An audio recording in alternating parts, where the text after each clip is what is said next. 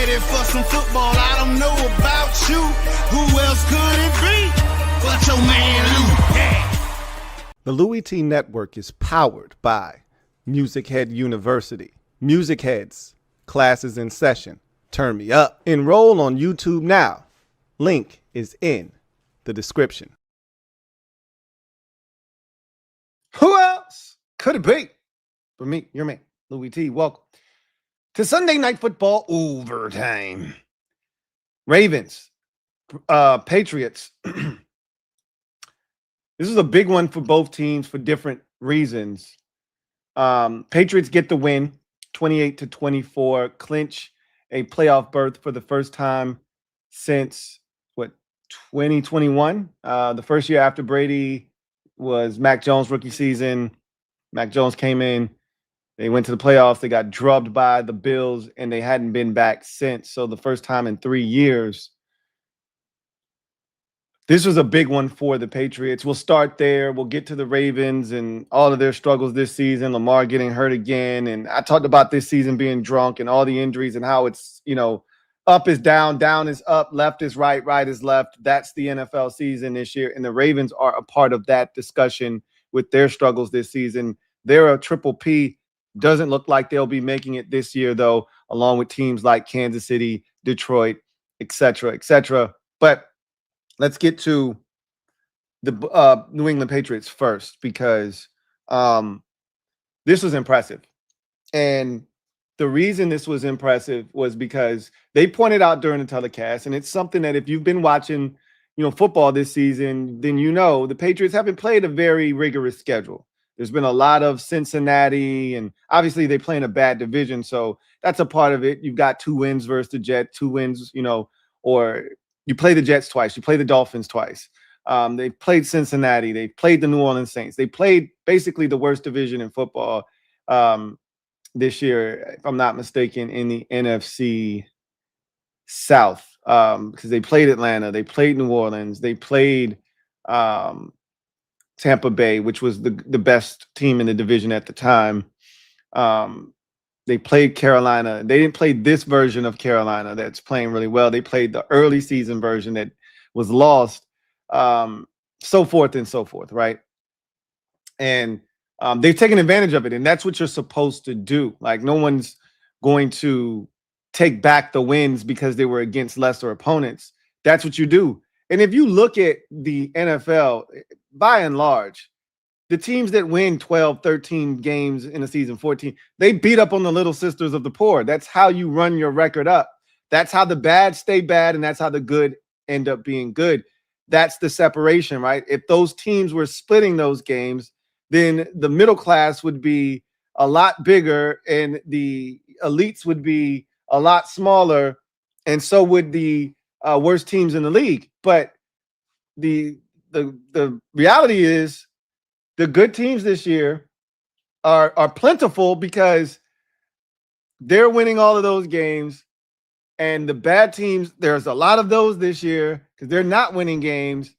And you're seeing teams like Jacksonville, you're seeing teams like Denver, you're seeing teams like New England, you're seeing teams like Buffalo, who probably don't belong in that conversation, but they've played a pretty soft schedule as well, because they played that same schedule basically that New England has played, with a difference of 2 or 3 games, and they've taken advantage. And I always say the teams that play the AFC South, you're going to benefit, and everyone in your division is going to have a chance to eat. If I'm not mistaken, the NFC West has played the AFC South this year. Again, don't quote me on that. I'm trying to recollect if that is in fact the case. I'm pretty sure Seattle has played Tennessee this year, and they played Jacksonville this year. And if you play that division, generally you're going to win.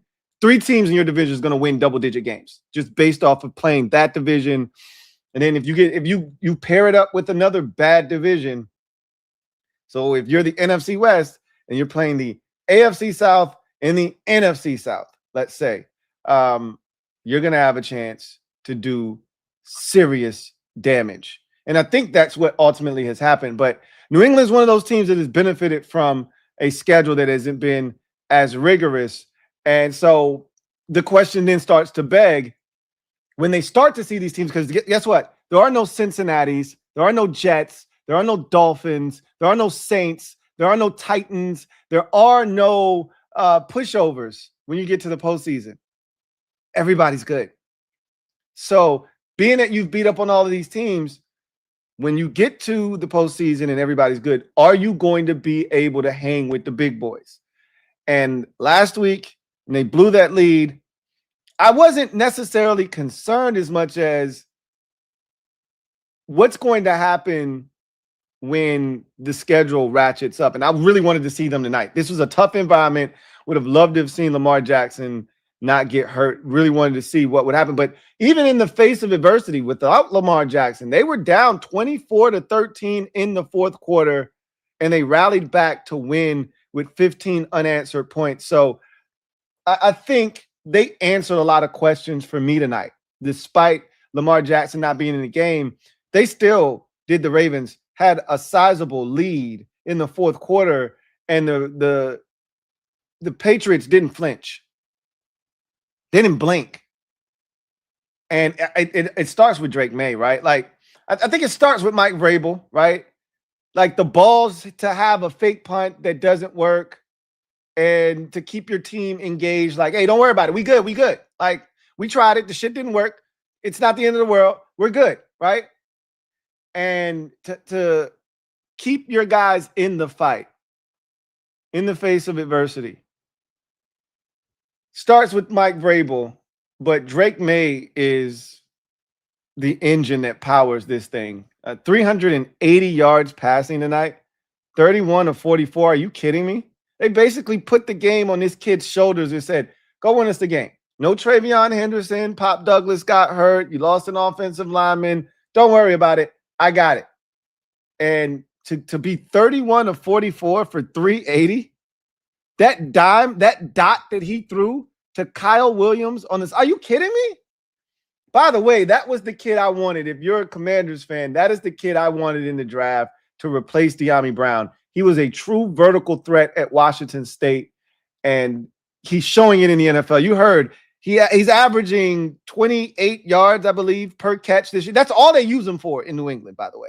They don't throw anything short or underneath to this kid. Everything is vertical. Everything's down the field. And that over-the-shoulder catch he made, first of all, that is just a beautiful, bravissimo ball from Drake Maye, just falling out of the sky over the outside shoulder, and to track it over the shoulder by Kyle Williams, reach out away from the defender, pull it in, survive the ground. It doesn't get much better than that, man. That was the start of this comeback, that dot that he threw. And then you go for two. He extends, flips it to Ramondre Stevenson in the end zone. And just like that, you're back in this ball game. And with all the adversity that they face, he threw the interception, almost threw another interception, had the fourth down. Remember, he had to convert a fourth down, right? Barely beat the slot safety that was down on that play that almost jumped the route, but got it to Diggs. Maye was spectacular, man. No ifs, ands, or buts about it. Drake Maye was spectacular tonight. On the road, hostile environment against a team that, has, seen better days. They've had their fair share of struggles this season, but this was a big test, road test. A lot of their games this season that we've watched them on national television have been at home at New England against lesser opponents that they've been able to beat up on. The two biggest wins of the season, though, have come on the road, and that's impressive. And they were both on Sunday Night Football against the Bills on a Sunday night earlier this season. That was the game that announced we've arrived. If you're the New England Patriots, if you're a Patriots fan, that was the night that you arrived. Tonight was the exclamation point that we're here and we ain't going nowhere. We ain't going nowhere. We ain't going nowhere because we can't be stopped now. We got Drake Maye at QB. And I'm going to tell you right now, they get the number 1 seed, which is very plausible after Denver lost tonight, and Denver's got another tough one next week. They end up with the number 1 seed. Denver's got a tough schedule to finish. They get the number 1 seed. I'm talking about New England. Look out. They're the one team in the AFC of this conglomerate of teams that I'm like, are you serious? What are the Chargers going to do with the number 1 seed? What are the Broncos going to do with it? What would the Jacksonville Jaguars do with the number 1 seed? Of that conglomerate of teams that could end up with the number 1 seed, and you're looking like, you really? Number 1 seed? What? Go that away. The one team I look at and say, if they get the number 1 seed, they might know what to do with the shit. It's this New England Patriots team.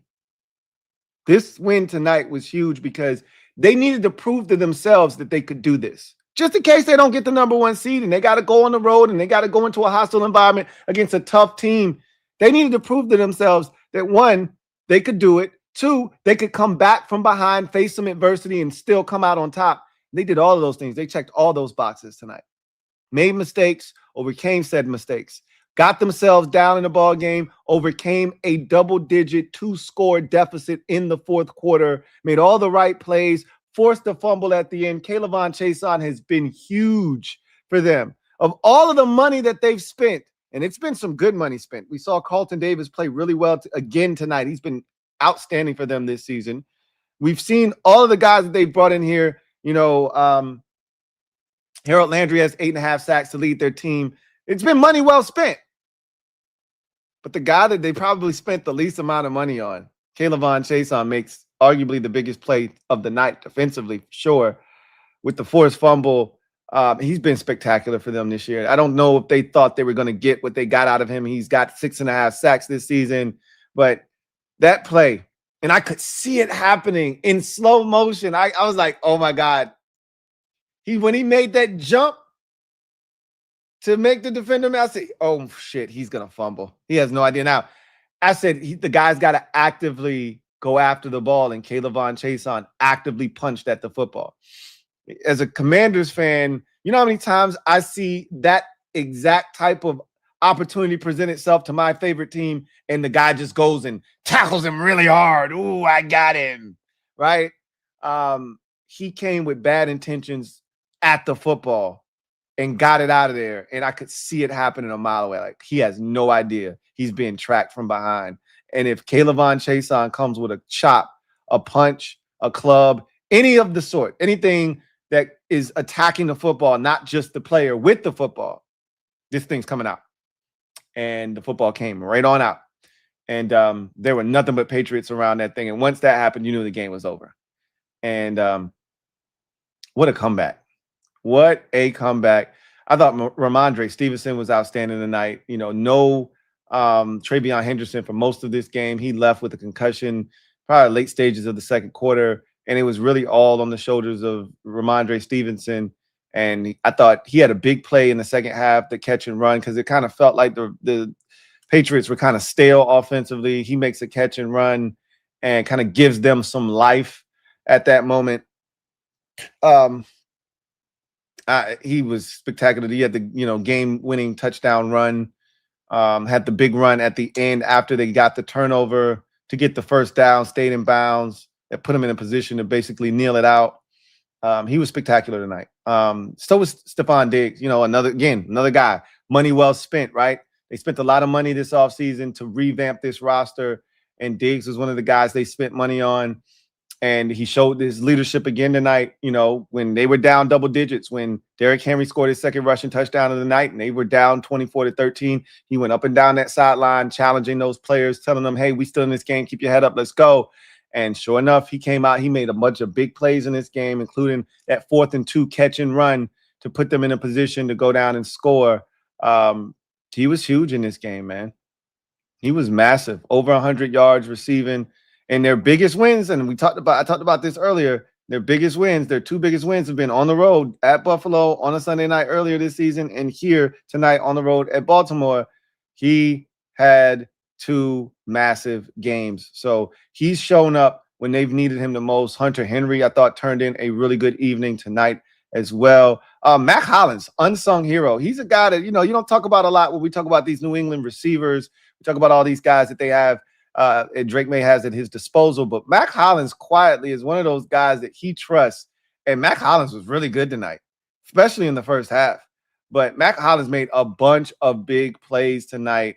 It's a really good, well-rounded group that Drake Maye has at his disposal to get the football to. When you think about it, like, I don't know what the hell the officials were doing there on the Kayshon Boutte play. Like, that's obviously pass interference.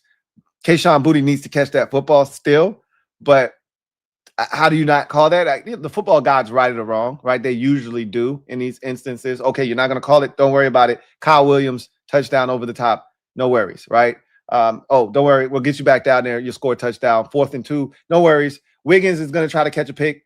We got it. We're going to take care of everything. So they right it or wrong there. But ultimately, when you think about you got a little slot guy in Pop Douglas who did get hurt tonight. But, if you need a little winner, somebody can get in and out of breaks and get you a little 3rd and 5 conversion. Got a guy like Pop Douglas. You got a plethora of possession receivers. Mac Hollins with some size, right? Mac Hollins with every bit of 6'4", right? 6'3", 6'4", no less than 6'2". I think Mac Hollins is up there, though, like at 6'4". Can climb the ladder, go get the football. Kayshon Boutte is a guy that can be a possession receiver for you. And then you got Diggs, some guys that can, run a little bit. Diggs can still run even at his age, can still take the top off of defense, but he's more of an intermediate guy now at this stage of his career. And then you got Kyle Williams, who can absolutely take the top off the defense. And then Travion Henderson is a guy you can get to out of the backfield. You can split him out wide, take advantage of opportunities there. And even Ramondre Stevenson is a guy you can throw it to out of the backfield. So there's so many guys that can throw the football to. They love Hunter Henry at the tight end position. Austin Hooper is a good, backup to him. And so you see it. When you throw for 380, there's a lot of guys that help you get to 300. That's just a lot of yards in an NFL game, especially on the road.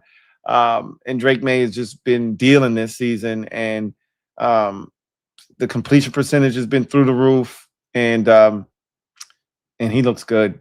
He looks the part. This is what I thought when I told any and everyone that was listening when we had that 2024 draft class and the Commanders were sitting there at the number 2 pick. I said, I'll take any of the top 3 guys in this draft. I don't think you can go wrong with Caleb Williams, Drake Maye, or Jaden Daniels. All 3 of them, I think, have bona fide NFL stardom written all over them if everything goes, according to plan. These guys have the talent to be the next wave of young quarterbacks to take over the league.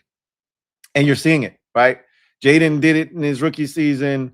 Now you're seeing Caleb Williams kind of come into his own this year. And now you're seeing Drake Maye do it at a high level as well. The thing I worry about with Jaden, he's the one I worry about the most because in New England, you don't have to worry about their offensive coordinator going anywhere. Like Josh Daniels isn't going anywhere. He's never getting another head coaching job ever. So he's paired with an offensive coordinator. It's just like being with the offensive head coach, right? You don't have to worry about your play caller ever leaving you, having to learn a new offense, having to learn a different language. You're set, right? Mike Vrabel did something genius by bringing Josh McDaniels on board because he doesn't have to worry about him leaving. I don't care how well Drake Maye plays. No one's ever giving Josh McDaniels another head coaching gig. Not in the NFL. Now, I don't know if someone will give him a chance in college, but as far as I'm concerned, he's an all-time offensive coordinator now. So you don't have to worry about Drake Maye learning another offense. This is the guy he's going to be married with for years to come. That's a beautiful thing. With Caleb Williams, if he continues to play well, Ben Johnson's going to be his guy calling the plays. He's set. That's the only thing I worry about with Jaden Daniels is we don't necessarily love his offensive coordinator, but even if we did love him, he'd be getting a head coaching job. And that's the problem that you face. But all of these guys have the tools, and you're seeing Drake Maye play at an extremely high level. He'll be in the MVP conversation. I don't think he will win it. I do think that distinction is going to Matthew Stafford this year, but he's put himself squarely in that conversation with his play. Tonight was another one of those nights on a big stage, no less, that is going to continue to put him in that conversation and keep people talking about it. And if they somehow manage to get the number 1 seed, which is right there within their reach, then it becomes a real conversation, because generally the MVP is the quarterback on the best team in the league if you've got the numbers to support winning the award. If you've got the number 1 seed, you're right there in that conversation. And so with the Rams losing on Thursday night to the Seahawks, this kind of opens the door, so to speak, for Drake Maye if he has a strong finish to this regular season and they end up with the number 1 seed. It does open the door. Matthew Stafford's done nothing wrong, right? Like, man threw for 57 yards and like 4 touchdowns on Thursday night. It wasn't his fault they lost that game, but still, Drake Maye, what he's done has been impressive. And he's got his New England Patriots tied for the number 1 seed in best record in the AFC with the Denver Broncos right now. It's been amazing to watch the transformation that's taking place in New England. You then look at it from the Ravens side of things, and it's been one of those years, man. I talked about this already, so I don't want to continue to beat this horse. It's already dead and gone, but it's just one of those weird, wacky seasons in the NFL where nothing makes sense. And, triple Ps like Kansas City and Baltimore and Detroit are going to miss the playoffs this year. And we're just not accustomed to this. Buffalo is a shell of themselves. Like, it almost feels like a changing of the guard, but this is the NFL. There's no such thing as the changing of the guard. Not unless that guy, like the Patriots once upon a time, that had a chokehold on the AFC and really the NFL, they get old and they're aged out. That's not what's happening in Kansas City. That's not what's happening in Baltimore. That's not what's happening in Detroit. They just had bad years with injury luck. And we'll see about Kansas City situation if that lingers into next season because of the severity of the Mahomes injury and when he'll be able to get back on the field. But Kelsey is getting older, things of that nature. But for Baltimore, it's really interesting because Lamar just hasn't been healthy this year. Tonight was kind of a microcosm. I said the same thing about the Commanders, right? Watching us on Saturday, that, the injuries that happened in that game and the things that transpired was like a microcosm of the season. It was like encapsulating the season in a, 60-minute game where you say, this is why the penalties, even though the officials were awful in the game, the penalties, the mistakes, and the injuries, right? The injuries above all else is like, wow, we're right here. We got a chance. And then the injuries, same thing tonight for the Ravens, right? Lamar's been injured all season long. This team has been somewhat snake bitten. And Lamar goes down. It didn't seem like much, but he caught a knee right to the small of his back. And he was cooked after that. But before that, I had asked a question on the previous stream, though, as we were watching the game live together. I'd asked you, does Lamar look a little slow to you? He doesn't look as explosive and dynamic as normal. But again, this is a guy that has gone through a myriad of injuries this year, most of them to the lower extremities. Talking knee, we're talking ankle, we're talking toe. So it makes sense if he's not 100%. And then now you're talking about his back. So that injury was very costly because he looked good throwing the football tonight. And it looked like he was in a real rhythm with Zay Flowers in particular. And felt like he was going to be able to have one of those nights where he wouldn't allow the Ravens to lose. But he gets injured. And I talk about like a game encapsulating your season. So Derrick Henry fumbles, right? That's been one of the storylines for the Ravens this season, are these massive Derrick Henry fumbles that have cost this team. And we talked about week 1 against Buffalo. We talked about the early season fumble against Detroit. This kind of falls right in that, same bucket. This is a little bit different. They were able to overcome the fumble. Those fumbles came later on in the game, second half, critical junctures of the game. They couldn't overcome the fumbles when they occurred. This one happened early, though, but it still was massive because the Ravens had started this game like gangbusters, came out of the gates, opening kickoff, took it down the field, scored a touchdown. Drake Maye throws a pick. They take it back down the field. They're going for more points, and Henry fumbles. And instead of it being 10 or 14-0, the Patriots didn't go down and score off of that fumble, and it flipped the whole game around. They scored 10 unanswered points before the Ravens were able to tie it up at 10 before going to the halftime break. So that fumble absolutely impacted this game, but it was good to see Derrick Henry overcome that fumble. And like Chris Collinsworth said after halftime, you got to flush that, and y'all got to give the ball to Derrick Henry. And I think one of the biggest things that they will regret, and Chris Collinsworth, again, we don't always agree, but he was spot on tonight. He said, if I'm the New England Patriots, I'm sending the Baltimore Ravens a Christmas card, a thank you card for taking Derrick Henry off the field. That possession, if you recall, Drake Maye just dropped that gem of a dime over the shoulder to Kyle Williams for the touchdown to cut the score to 20, and they got the 2-point conversion to cut it to 24-21, right? And that next possession, Baltimore comes out on the field, and there's no Derrick Henry. And if you remember the previous possession, Derrick Henry had run it right down the field into the end zone for the touchdown. They couldn't stop him in the second half. They really couldn't stop him in the first half. The only thing that stopped him was the damn fumble. Honestly, he was killing them in the first half, and then he fumbled, and then they sat him down for a little bit, and they brought him back, and then they really gave it to him in the second half, and he was killing them. They had no answers for Derrick Henry. And for some reason, they were fascinated with Keaton Mitchell like he was some kind of new toy, and they really wanted to get him in the game. And I'm like, this ain't the time for Keaton Mitchell, bro. This is Derrick Henry time. It's time to close up shop. This is when it's time to bring the hammer in and slam this bitch shut. And they had Keaton Mitchell in there, and they ended up going 3-and-out. He went right back to New England, and New England went down the field, and they scored a touchdown. Took the lead, and then Derrick Henry wasn't in the game on the next possession. Why? Because now they're trying to throw the ball. So now Ali is in the game, and they throw a swing pass to him, and he loses about 4 yards. Again, when the game is on the line, you need your best players in the game and present.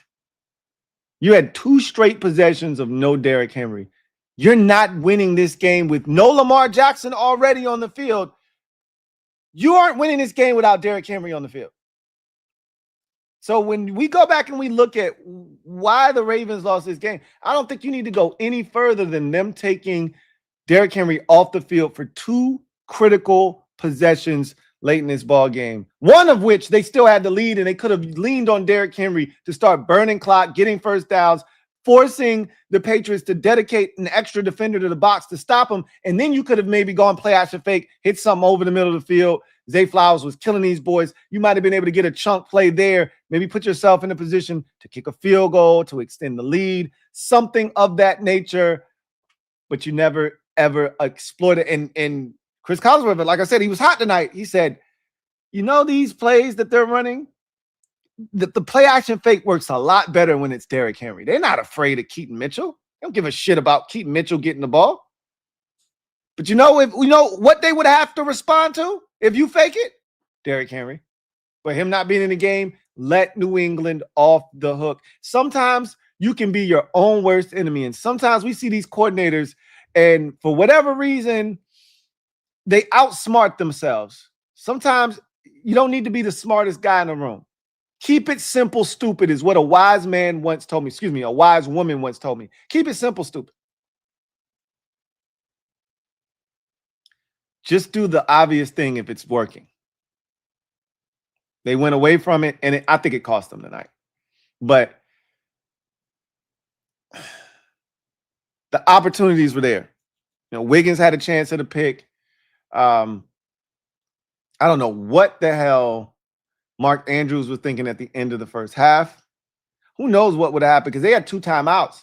If he just catches that, they had a face mask penalty or some kind of personal foul penalty that they called on New England. He didn't know that at the time, but what is he thinking? If he just goes down there, you tack on the 15, they didn't even have to call a timeout because of the penalty. They still had 2 timeouts. They probably could have gotten the field goal range. It's the difference in making those little plays or not doing stupid shit. That's the difference between winning and losing. And when you're having a rough season like the Ravens are now, sub 500 with 2 games left, and pretty much at the mercy of the Pittsburgh Steelers, all the Steelers have to do is win 1 game, and they're in, and they clinch the division. And the Ravens don't deserve to go to the playoffs. Ravens don't need to go anywhere but home. They're not a playoff team this year. But again, it's easy to see. That's the thing where I enjoy watching football this time of the year, because this time of the year, it's very easy to see why a team is the record that they are, right?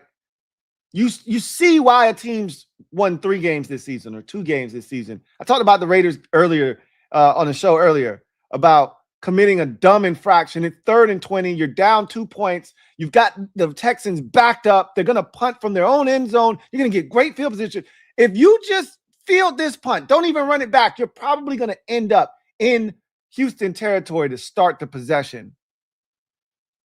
And they commit a pass interference penalty 25 yards down the field on a ball that was severely overthrown. It's not even catchable. But they call pass interference, which was the right call, and bail out the Texans and ultimately allow them to help run out the clock. That's what a 2-13 team does. It's easy to see why a team is what they are. And the Ravens, you saw why they're 7-8 now. Not putting Derrick Henry in the game. Mark Andrews trying to lateral a football from the seat, basically the seat of his pants.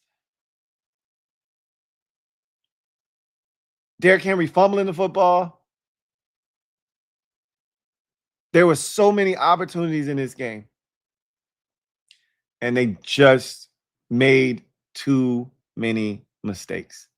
Hell, they played and again, it's hard to get over on a special teams coordinator that's a head coach.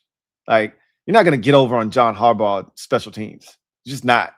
They're going to always be locked in because that's his shit. That's his jam. So they even gave you a gift. Tremendous field position.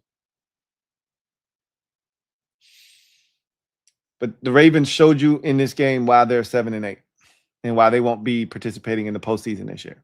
And the Patriots showed you why they're now 12-3 and why they'll have a shot at the number 1 overall seed. So anyway, this was a good one. And I think the Patriots made a statement tonight. And of all of those teams that are vying for the number 1 seed in the AFC, the Patriots, to me, seem the most dangerous. They seem the most worthy of that number 1 seed, that if they get it, they could actually do something with it. I don't think anybody fears Denver or Jacksonville or even the Chargers to maybe a lesser degree. Maybe the Chargers could be a little bit scary if they get that number 1 seed. But this is the team right here. This New England Patriots team is the one that I believe, if they get it, they could do something with it. And Drake Maye made some mistakes tonight. He threw the pick. He had the fumble. He's still young. Remember, this is his 2nd season. So there are going to be mistakes. But he showed the ability to overcome adversity, and that should make you smile if you're a Patriots fan. The mistakes were there, but so was the brilliance. So was the brilliance. When the game was on the line, when his best was required, he showed up and he showed out. Let's get a word from our sponsor. Come back on the other side, then we'll get to the comment section. Sleeper is the best way to experience and connect over sports together. It's a one-stop shop for all your sports needs. You can celebrate and chat on games in real time with other users, get the fastest scores, blazing fast news and alerts right at your fingertips, play in fantasy leagues, and win real money on pick contests. So enjoy sports the way they were meant to, together. Download the #1 sports app today. Predict the hottest football stats like passing yards, receiving yards, touchdowns, interceptions, and much more to cash in on your daily fantasy football skills. Use promo code LTN and Sleeper will match your first deposit up to $100. Terms and conditions apply. See Sleeper's terms of use for details. Currently operational in over 25 states. Check out Sleeper today. Sleeper. So let's get to the comment section, see what you guys have to say, and then we will get out of here. Mr. Pink, thank you for the super chat. Greatly appreciate you. Shout out to my guy, Mr. Pink. It feels like it's been a little bit, man. How you doing, Mr. Pink, man? Shout out to you and yours. Happy holidays. We'll take a couple comments. I ain't gonna keep you here too long. We about to bounce. Sheree says, was today's loss for the Broncos a major concern in your opinion, or can they recover from this? Yeah, sure they can recover from this. It's one loss. Like, shit happens. I think, though, here's the thing. For all the people that were waiting for the other shoe to drop with Denver, for all the people, see, it's luck. This was their validation right here. This is why people don't believe in Denver. It doesn't mean that they can't bounce back from this, right? It's the same thing last week with anybody that didn't want to believe in New England. They played the weakest schedule in football. See what happened? They got a lead and they couldn't hold it against a good team. If that's where your stance is, then you're looking for validation. Then today's outcome for the Denver Broncos makes you feel good, and you stick out your chest and say, "See, I told you." But you don't win 12 games in this league on accident. They won 11 in a row. Like, that isn't like, yes, there was some luck involved, but again, luck is the intersection of being prepared and opportunity kind of, meeting one another, right? Preparation and opportunity in the intersection of one another. And the Broncos took advantage of those opportunities. And so today was rough because you got belt to ass, but they can bounce back. It's just one loss. Sometimes late in seasons too, when you get a loss, like we've seen this with teams that are like really, really good. And I'm not saying that's what Denver is, but we've seen in the past teams that are really, really good. They just need that one loss to kind of wake them up. You do get complacent. You do take for granted what's happening because you've gotten accustomed to winning. I liken it to 2015 Carolina. Like, they needed that loss at the end of that season to Atlanta to propel them to the Super Bowl. Now they still didn't win it, but it was a loss that they needed, right? And they even said as much. And we've seen that, Philadelphia a couple of years ago needed that loss late in the season to kind of wake them up, and it did. And they took that and they ended up, going all the way to the Super Bowl. Every so often you get that one loss that kind of refocuses you. I'm not saying that's what this was for Denver once again, but this could be a wake-up call for them. They got stomped at their own crib. Red-hot Jacksonville team. But for people that have been saying Denver's a fluke, Denver's not as good, their record isn't truly indicative of who they are, that crowd got a lot louder today. Doesn't mean they're right, but they're definitely louder today than they were yesterday. So, sure they can recover, but I'm one of those people that I'm not as high on Denver. I don't think they're a fluke. I'm just not super high on Denver. So when I see a result like this, I'm saying to myself, this is why I'm not that high on Denver. It's one thing to lose at home to Jacksonville, but Jacksonville's a good team. It's not like Jacksonville's 7-7 fighting for their playoff lives. Jacksonville's in the hunt for the #1 overall seed. You got smacked today at home by Jacksonville. I mean, that game wasn't close. This defense that we've been talking about, that we've been hyping up, this defense is not as good as advertised. They get to the quarterback, and early in that game against Jacksonville, they got to Trevor Lawrence, sacked him about 3 times on the first 2 possessions. And then after that, it was all downhill from there. And I've watched Marcus Mariota carve up this Denver defense. I've watched teams have success against Denver's defense this season, and especially of late. And Denver's done enough to still win the game. But this defense ain't all that. And if the defense ain't all that, that offense ain't good enough to overcome the defense being marginal. So, and another thing, this is not a high turnover inducing defense in Denver. They don't create a bunch of turnovers. They just get to the quarterback.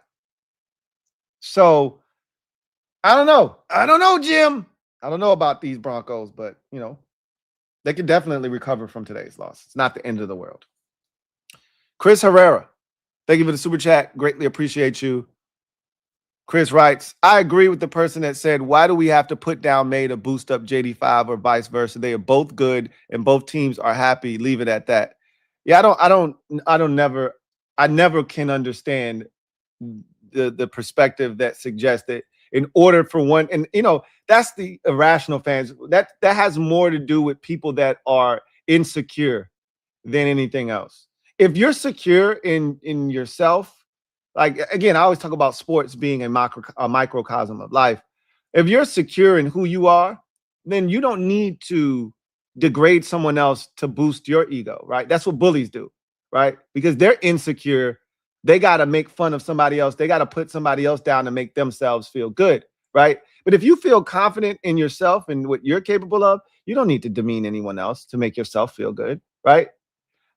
If you're a fan base or you're a fan and you're confident in what your quarterback is, and you don't have to demean someone else to elevate your guy, right? I've always said that Drake Maye, Caleb Williams, and Jaden Daniels were all going to be really good in this league, and that's what we're seeing. Took a little bit longer for Caleb and Drake because last year there were times where they both looked a little suspect, but again, they were both in some tough situations with coaches who weren't very good, and we see the difference a head coach can make. We talk about it all the time. My biggest example of that is Jared Goff, right? Jeff Fisher was there. He looked like the worst #1 overall pick ever. The next year, McVay comes in there, and the guy's damn near league MVP. Like, it's not rocket science, man. You don't have, and that's, if I'm a Giants fan, that's probably what I'm clinging to with Jackson Dart. Like, nope, Jackson Dart, super talented. Don't give a shit what y'all talking about. Yeah, it looks bad right now. We get a real NFL head coach in here, real offensive mind in here. I'm looking at them and they're over here trying to go get the Notre Dame head coach. And I'm like, no, don't do that. Not because I'm a Notre Dame Fighting Irish fan. You need an offensive-minded guy. Don't go get a damn master motivator. You don't want that shit. Go get you an offensive-minded coach. That's so Giants, though, if they were to go get Notre Dame's head coach. Go ahead. Knock yourself out. I actually hope they get him. You know?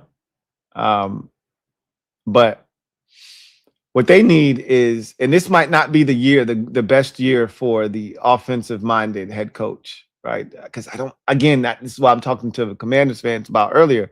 There isn't like this clear and obvious candidate that's like screaming, I'm ready to be hired. I've been calling plays here and look at what I've done, like there was last year with Ben Johnson, Liam Cohen, and the like, right? Like, that's just not the case right now. There could be some guys out there that are doing some really good things, but you know, like Rio is screaming, go get Clint Kubiak, go get, and I'm like, I don't know about that. I don't know, Jim.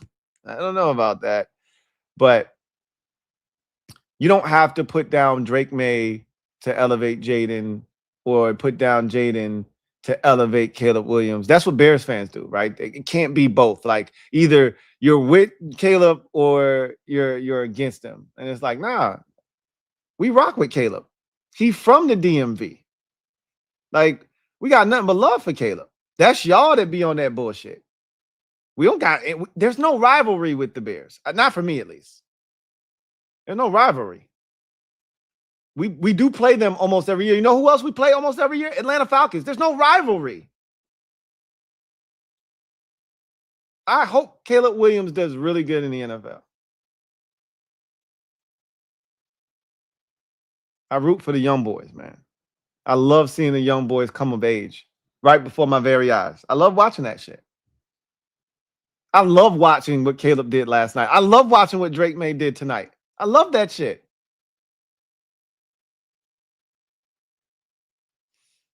But not everybody sees things from the same lens that I do, right? So, you know how I go. You know how I go.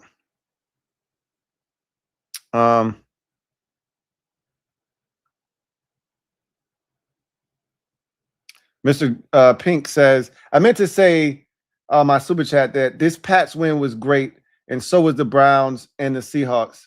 Great week of football. Merry Christmas, fam.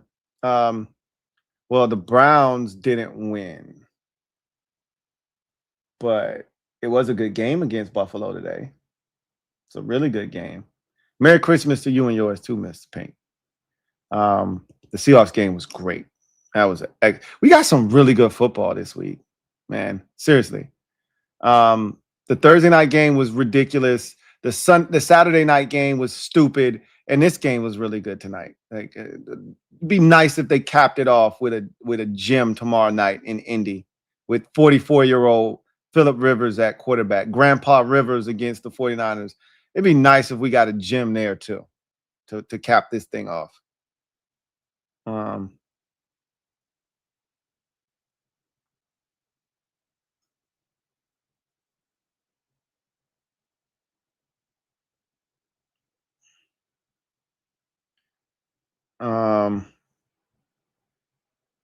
Let me take one or two more comments and then we get out of here. Let's see if we got anything in here.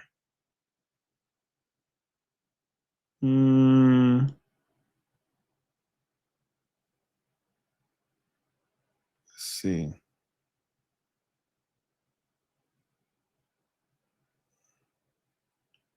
Yeah, take this one and we'll bounce. Rafael Del Luna says, did you see the ending to that Lions-Steelers game? Yeah, we talked about it earlier. I talked about it on the show that I did right before this one. So, yeah, I saw it. It was crazy. Like I said, I was wondering why the officials were talking for so long, and they were trying to sort out everything. And it was just a crazy sequence of events from Detroit thinking they had taken the lead and basically won the game to that being OPI, pushing them back, then having a false start, going back even further, then having to play on fourth down where he gets stopped. I don't know what took them so long to blow the whistle because his forward progress had been stopped. Like, he got hit at the 1. He was lateraling the football at like the 5 or the 6 as he's going down. Like, what are we doing here? And then Jared Goff has somehow got the football and he's diving into the end zone and getting spilled in. And I'm like, well, I initially thought it was a fumble. So I'm like, you can't advance a fumble in the fourth quarter, in the final 2 minutes of the fourth quarter, unless you're the guy that fumbled the football. So I'm like, this isn't, what are we doing? I'm hearing Tony Romo say, this is a touchdown. And I'm like, Tony, come on now. I know you know the rules, bro. Like, it's not a touchdown. And I was waiting for Gene Steratore to come in and say it's not a touchdown, but I hadn't seen the angle where he lateraled it. I was like, oh shit, that's a lateral. That's actually really a touchdown. But it was just pure anarchy. It was OPI. He pushed off. He clearly blatantly pushed Jalen Ramsey to gain separation, but he got stopped at the 1 yard line, so he didn't score anyway. Gets driven back, flips it to Jared Goff. He gets in the end zone. It's just, like I said, it was pure chaos. But when it was all said and done, the right call was made. Steelers won the game, and the Lions are cooked. They're cooked. And you know what?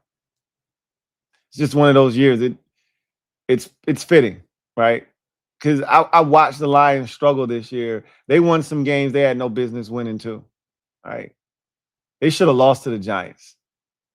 They should have lost to the Giants. With